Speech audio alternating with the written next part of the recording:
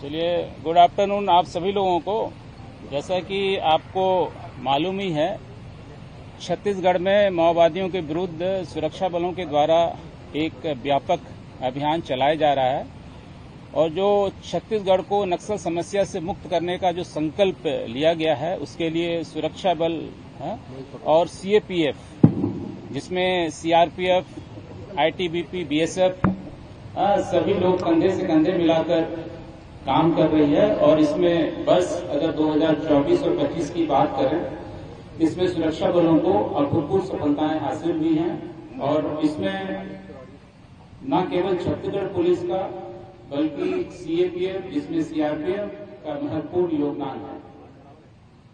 जैसा कि कई मौकों पर आपको बताया जा चुका है कि माओवादियों के विरुद्ध एक व्यापक कार्ययोजना बनाई गई है और उन व्यापक कार्ययोजना के फलस्वरूप माओवादी विरोधी अभियानों में छत्तीसगढ़ में बस 2024-25 में अब तक 465 माओवादी मारे गए हैं, जिसमें एक सीपीआई माओवादी जो कि एक प्रतिबंधित संगठन है, उसका महासचिव के साथ साथ जो 3 सीसी, जिसमें कल 1-2 सीसी गरियाबंद में मारा गया, उसको मिलाकर के 3 सीसी सहित 465 माओवादी मारे गए हैं।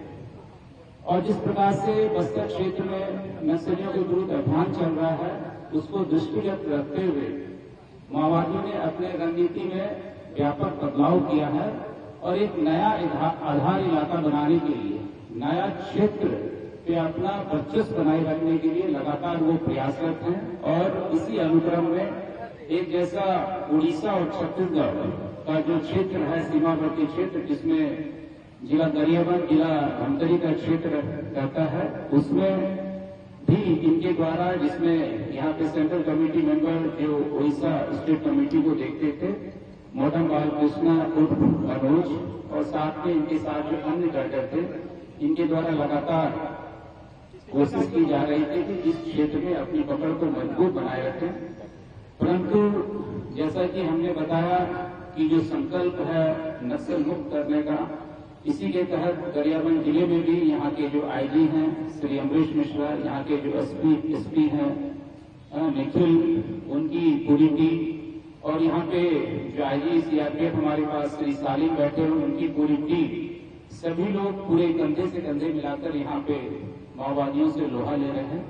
और इसी क्रम में परसों एक सूचना मिली थी कि मैनपुर थाना क्षेत्रांतर्गत जो बालू डिग्गी की जो पहाड़ियां हैं, उसके आसपास करीब 15 से 20 माओवादियों की जमावड़ा या मूवमेंट होने की सूचना पर यहाँ की फोर्स, जिसमें जो गरियाबंद की E30 है और इसके अलावा एसटीएफ और जो सीआरपीएफ की कोबरा है, साथ में इनकी जीडी बटालियन, सभी लोगों ने मिलकर एक संयुक्त अभियान, और इसी क्रम में कल शाम में नक्सलियों से मुठभेड़ हुई, जिसमें नक्सलियों ने पहले सुरक्षा बलों के ऊपर फायरिंग की और उसका जवाब देने में सुरक्षा बलों ने कार्रवाई की और उसी मुठभेड़ में करीबन 2 से 3 घंटा चला।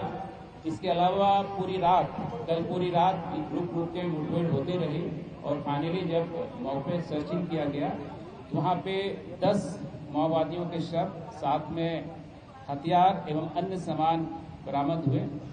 जो सब बरामद हुए, जिनकी पहचान हुई है, उसमें एक महत्वपूर्ण जो सेंट्रल कमेटी मेंबर है मोडम बालकृष्ण उर्फ मनोज, जो स्टेट तेलंगाना का जिला वारंगल का रहने वाला है, और साथ में 2 स्टेट कमेटी मेंबर, जिसमें से एक स्टेट कमेटी मेंबर जो प्रबोध उर्फ पांडु है, वो भी राज्य तेलंगाना का रहने वाला है। इसके अलावा 2 एसीएम रैंक के, 2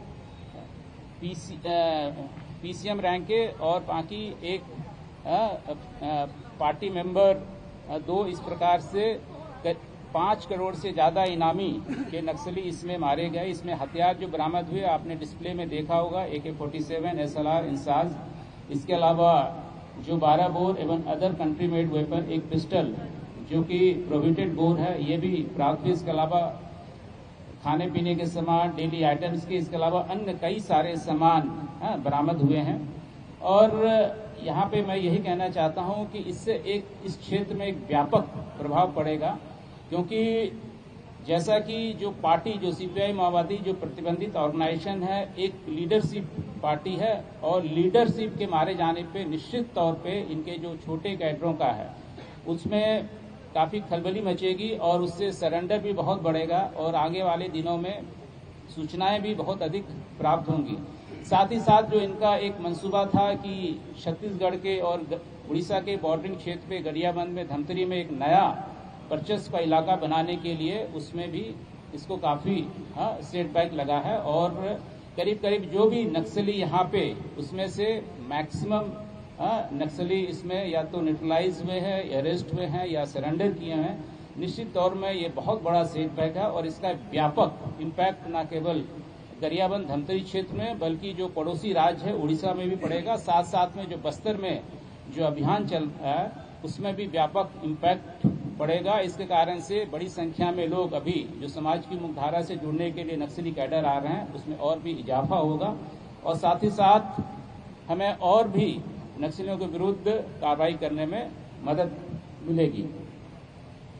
जैसा कि आपको पता चला होगा कि जो इसमें सीसीएम मेंबर मोडन बालकृष्णा ये कई अन्य अपराधों में ये शामिल रहा। जैसे तेलंगाना में एक डीआईजी व्यास जिनका असैसिनेशन किया गया, इनको मारा गया था, इनकी शहादत हुई थी। इसमें भी नक्सलियों का साथ साथ में वहां के जो होम मिनिस्टर थे श्री माधव रेड्डी उनके भी हत्या में इसका हाथ था। इसके अलावा अन्य बहुत सारे प्रकरण हैं। टोटल 18 केसेस इस पे अभी तक जो पता चला है। बाकी अभी और भी हम सभी अन्य राज्यों से पूछ रहे हैं कि खिलाफ कितने अपराध पंजीबद्ध हैं। तो इस तरीके से काफी ये महत्वपूर्ण कैडर और जो पुलिस को सुरक्षा बलों को सफलता मिली है ये बहुत बड़ी सफलता है।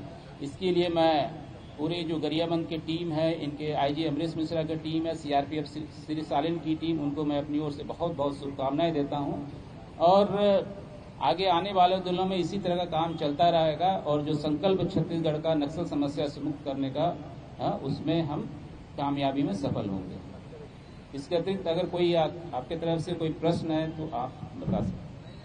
जैसे कि ये ओडिशा के इंचार्ज जिनको बताया गया कि बीसीसी मेंबर मारे गए, तो गोरखपुर में सर मैसेज मीटिंग जो हुई थी आम से नेगोशिएशन की, तो उसकी भी मास्टरमाइंड जैसे कि आपको जो नक्सलियों का संगठन है उड़ीसा स्टेट कमेटी का एरिया अलग है और जो कोरापुट का जो एरिया है वो basically Andhra Orissa border special zonal committee के अंतर्गत आता है।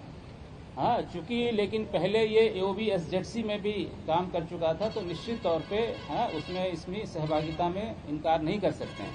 इसलिए जैसे मैंने बताया कि और अन्य राज्यों में कितने इसके खिलाफ अपराध पंजीबद्ध हुए उसके बारे में जानकारी प्राप्त कर रहे हैं। अभी तक जो पता चला है उसमें कि 18 महत्वपूर्ण अपराधों में इसकी सहभागिता जिसमें इसका संलिप्तता थी। सर जहाँ पर मुठभेड़ हुई वहाँ पर और कोई नक्सली मौजूदगी कितनी रही होगी?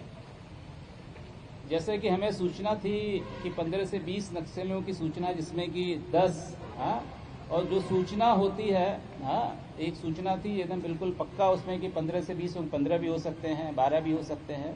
तो निश्चित तौर पे वहाँ पे इससे 10 से और अधिक संख्या रही होंगी जो कि अभी भी फोर्स मौके पे है और वहाँ पे सर्चिंग कर रहे हैं।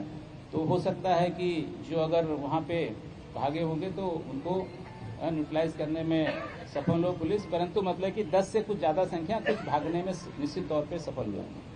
सर देश के गृह मंत्री ने 2026 महिला नक्सली मारे गए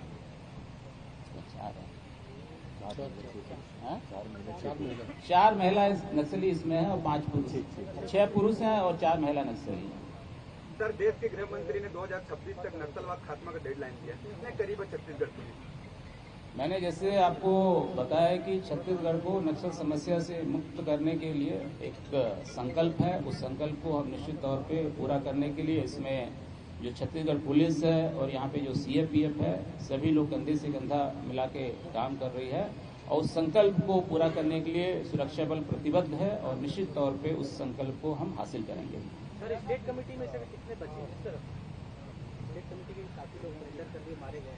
अगर छत्तीसगढ़ की बात अगर हम पूरे छत्तीसगढ़ की बात करें तो स्टेट कमेटी में 16 से 17 एक्टिव मेंबर अभी बचे हैं जो कि मैक्सिमम मतलब कि उसमें बस्तर क्षेत्र में है और इस क्षेत्र में जो उड़ीसा और छत्तीसगढ़ का बॉर्डर जिसमें गरियाबंद धमतरी लगता है इसमें अभी स्टेट कमेटी का अभी नहीं है कोई, अभी सारे न्यूट्रलाइज हो गए हैं।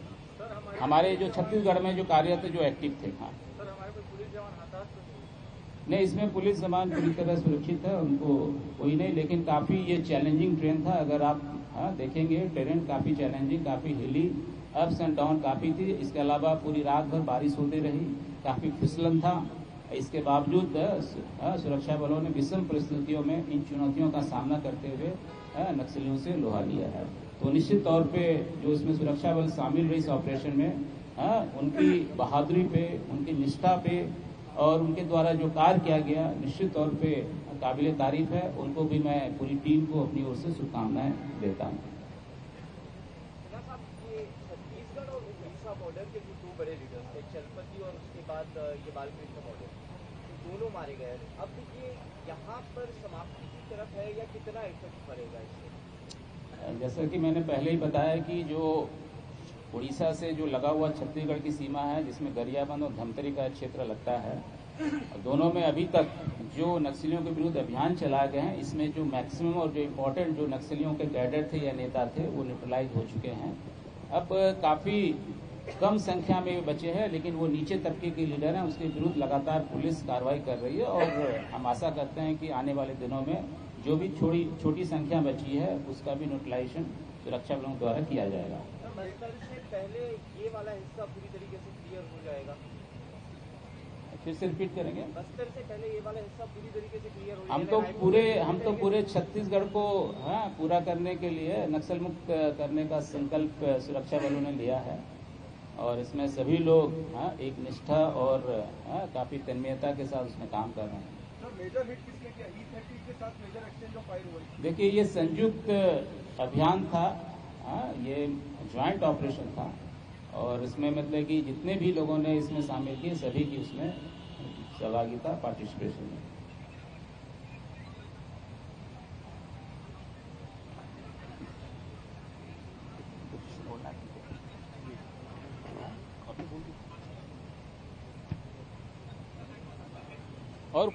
और कोई अगर सवाल है तो। सर, यहाँ कोई और सेक्टर लीडर रह गया है जो यहाँ पर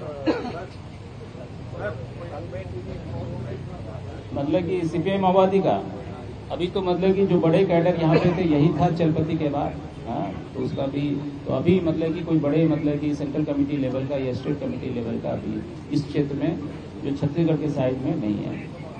हमारे बहादुर जवान और अधिकारी छत्तीसगढ़ पुलिस के साथ मिलकर कंधे से कंधा मिलाकर इन ऑपरेशन में अपनी सहभागिता कर रहे हैं और जो सरकार का संकल्प है छत्तीसगढ़ को और भारत को नक्सल मुक्त करने का, उसके लिए वचनबद्ध है और हम हमारे लोग, हमारे जवान और अधिकारी इसमें पूरी तन्मयता से लगे। एडीजी एनो सर ने पूरा विवरण दे दिया है।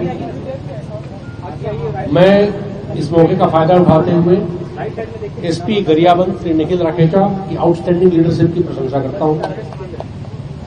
एक साल में पिछले कुछ महीनों में जो परिवर्तन आया है, इनके 24/7 जो कमिटमेंट है उसके कारण संभव हो पाया है। 8 से 10 दिन पहले मैं यहीं आया हुआ था जब नक्सलियों ने सरेंडर किया हुआ था। यही लोग सामने बैठे हैं, E30 की फौज बैठी हुई थी। इन लोगों ने वादा किया था कि शस्त्र पूजा के पहले हम रक्त पूजन करेंगे, दशहरा के पहले, और उन्होंने उस पर 100% डिलीवरी दिखाई। कुछ सवाल आप लोग जो उधर पूछ रहे थे कि कितना कौन लीडर बचा है। अब सीनियरिटी का जो डिफिनीशन है वो तो कोई है नहीं, सीसीएम के नीचे और भी लीडर हैं। कुछ लीडर्स जरूर बचे हुए हैं और गरियाबंद पुलिस सहयोगी जो फोर्सेस डिप्लॉयड हैं उनके साथ सबको परस्यू करने के लिए पूरी तरह तत्पर है। पूरी मुस्तैदी के साथ आज भी इंटेलिजेंस डेवलप किया जा रहा है। जो बचे हुए लोग हैं, जो भाग के गए हैं उनको, और जो अन्य फॉर्मेशन एक्टिव है पूरे जिले में, सबको परस्यू किया जा रहा है। तो बिल्कुल जैसा सर ने बताया कि अभियान लगातार जारी रहेगा जब तक एक एक नक्सली या तो सरेंडर नहीं कर देता या मारा नहीं।